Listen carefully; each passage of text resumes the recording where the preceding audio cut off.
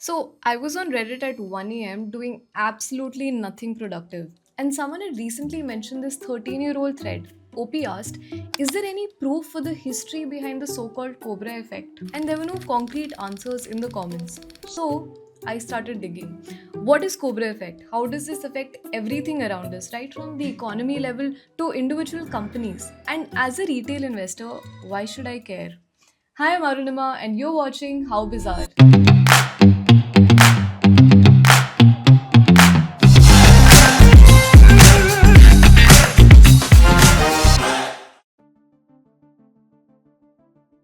Here's a story about colonial India where the British offered a bounty for dead cobras. What happened next was people started breeding cobras to collect the reward. The government eventually cancelled the scheme. The breeders then released all the snakes. So, Delhi ended up with more cobras than before. Point being, the snake bit its own tail, and hence the term Cobra effect. This was named in 2001 by a German economist, Horst Siebert. There was a problem, and then a policy to fix it. But then the policy actually worsened the problem it was trying to solve.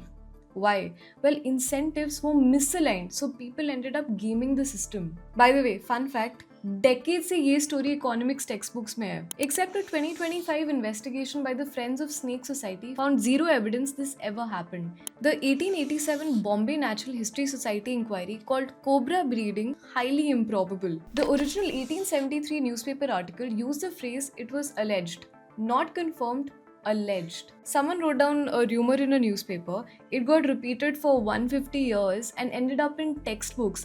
The most famous example of a bad incentive is itself the misinformation. The Cobra effect has its own Cobra effect, but the phenomenon it points at, वो बिल्कुल real है. And this plays out in ways you probably never even thought about. Everything in business is linked to outcomes. How do you get those outcomes though? Well, through incentives. But sometimes what ends up happening is the system rewards people for things that actually don't help the bigger goal.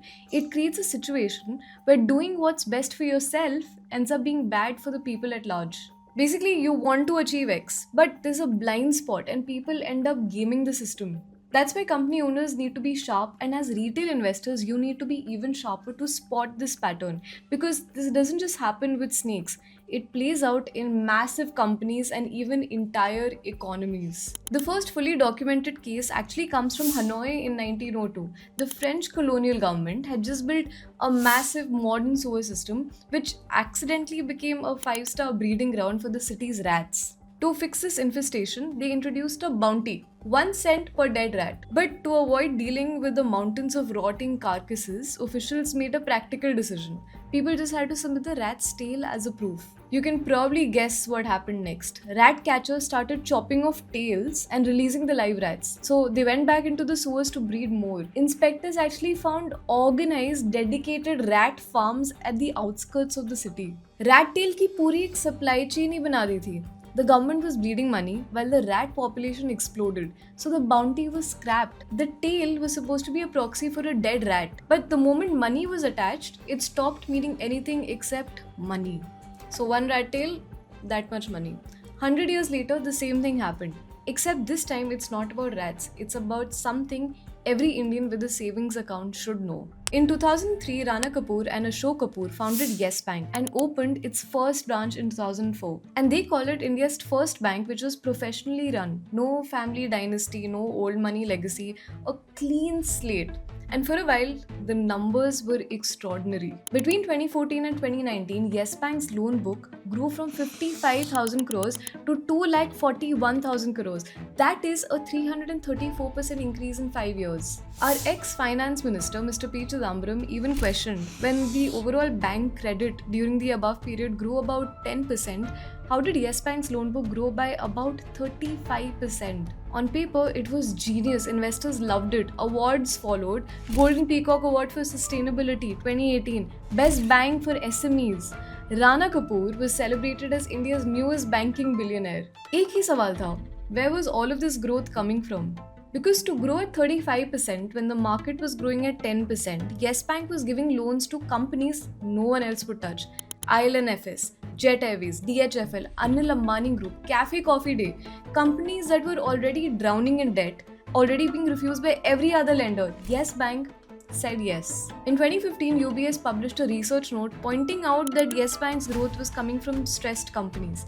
Yes Bank filed a complaint with SEBI against UBS for publishing it. In September 2018, RBI told Rana Kapoor that his tenure was over.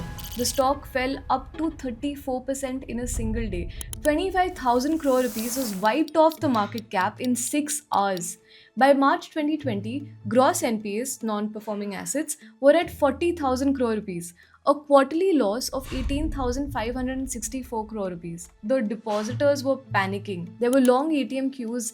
RBI imposed a moratorium on Yes Bank.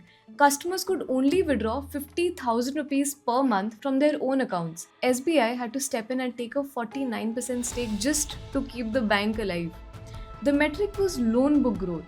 Loan book growth stopped measuring banking health. It measured loan book growth. And when the reality struck, the depositors who were standing in the March 2020 queues, who were meant to be the real beneficiaries at the first place, वो बाहर ही रह गए. This exact same illusion played out in the slums of Mumbai way back in 1995. The Maharashtra government wants to clear the slums. The idea was a developer clears a slum, builds free rehabilitation housing for the residents, and gets transferable development rights. TDR in return. These rights basically allow them to build extra floors on other projects elsewhere in the city. Government has to pay nothing, slum dwellers get homes, developers get to build bigger towers. On paper, it looks like a win-win situation for everyone. So developers build the rehabilitation units as fast and as cheap as possible. Minimum ventilation, minimum quality, packed as tightly as they could, like sardines. And why? Because the TDR, the right to build a luxury tower in Bandra or a Worli, had nothing to do with whether the rehabilitation housing was actually livable. It just had to exist on paper. Developers were accused of purchasing slum land and then delaying construction of rehabilitation houses while taking advantages of the TDR clause to create additional commercial space. Essentially, the slum dwellers were made homeless without obtaining any of the benefits. Between 1995 and 2000, 3,486 units were delivered. By 2002, only 26,000 of 75,000 requesting households had been replaced. The goal was better lives for slum dwellers. The metric was units built. एक बार फिर reward system and goal अलग हो गए, and the people the scheme was designed for were left out. अब एक चीज समझना बहुत important है, because what connects the rat tails, Yes Bank and Mumbai slums is what the Cobra effect actually describes. And an economist named Charles Goodhart gave it its sharpest definition in 1975. He said, any observed statistical regularity will tend to collapse once pressure is placed upon it for control purposes. Okay, I know, too much jargon. इसको break down करते हैं. It basically means once a measure becomes a target, it stops being a good measure. The rat tail was measuring dead rats. When money was attached, it started measuring tails. Yes Bank's loan book was measuring banking health. When growth targets were attached, it measured loans given, not loans repaid. Mumbai's TDR was measuring slum rehabilitation. When developer profits started getting attached to it, it measured the units built, not the lives improved. The goal and the metric एक बार फिर से अलग हो गए. And when that happens, the metric tends to win each time. Goodhart's law is why schools rated on exam scores produce students who are good at exams and sometimes not much anything else.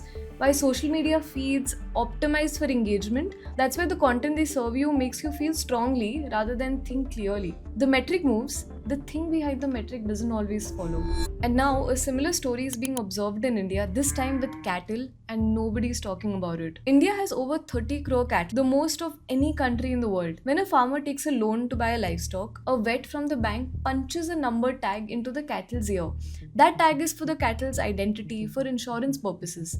If the cattle dies, the farmer files a claim. Two things are needed to file a claim: a post-mortem report and the cattle's ear with the tag still in it. The ear is proof of a dead cattle. DNA India's 2017 investigation found what was actually happening. Oriental insurance officials in Varanasi described it themselves. Fraudsters were sourcing ears from slaughterhouses, punching in a matching tag, then calling the insurer on a Friday evening. No inspector could come until Monday. So by Monday, they would conveniently say, yeah, the carcass is too decomposed to identify. The ear gets submitted, the claim was paid. An Oriental insurance official told DNA India, the cattle insurance scheme is a loss-making one. Since at least 90% of the claims we received were false, we have limited this department to a large extent. And the National Geographic reported in 2023 when the government later introduced mandatory ear tags to track cattle movements, farmers who wanted to abandon animals would just remove the tag. A vet officer in Uttar Pradesh, Krishna Chauhan, told them cattle owners would rip the tag off along with the animal's ear. Like, can you imagine? So, picture the scene. There's livestock in villages without ears, not because of any disease or any injury, but because the ear became the system's proof of the cattle's existence. People removed the proof at its source. And who actually paid for all this? India has 30 crore cattle. Fewer than 9% are insured. The government subsidizes half of the premium. By every measure, this should reach crores of farmers, but it doesn't. And that's because the fraud poisoned the system and the insurers pulled back. And the farmer with cattle that actually passed away, a real genuine case, a farmer who has a real loan and a real crisis, वो system से बाहर रह गए. Nobody in any of these stories was a villain. The rat catchers of Hanoi were responding to what they were being paid for. Rana Kapoor and Yes Bank were responding to the signal the market was giving him. Grow fast, get celebrated. The developers in Mumbai were responding to policy that rewards units built, not lives improved. The cattle farmers were responding to a system that paid for years, not carcasses. This is what the Cobra effect actually is. Not dishonesty, not evil, just people responding rationally to the incentive in front of them, and the incentive pointing in the wrong direction. There is a fix being built, at least on the cattle side. A startup called Moo Farm has built facial recognition for cattle. Turns out the muzzle print of a cattle is unique, like a fingerprint. It's 95% accurate.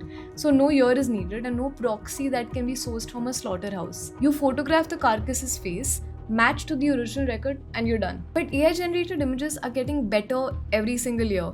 Deepfakes exist for humans, cattle faces are probably not far behind. Every fix creates a new gap, and someone will find that gap too. The fix in every case is the same idea.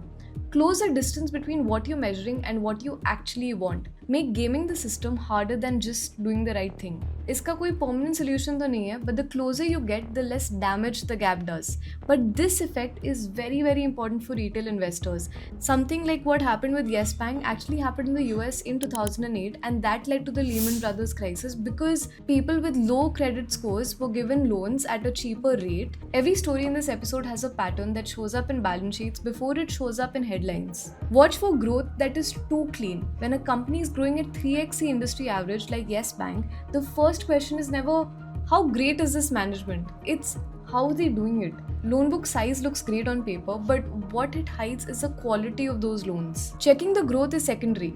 How that growth is being achieved is a primary metric to watch. The next time you're setting a target for a team, for a policy, even for yourself, एक extra question पूछना. Not just what do I want people to do, also what will people actually do when I put this reward on this number. Those are two questions and they have very different answers, more often than we think. और ये सब शुरू हुआ एक random Reddit thread से at 1 AM when I was doing absolutely nothing productive. This is Arunima Rao signing off. मिलते हैं अगले episode में. Until then, stay curious.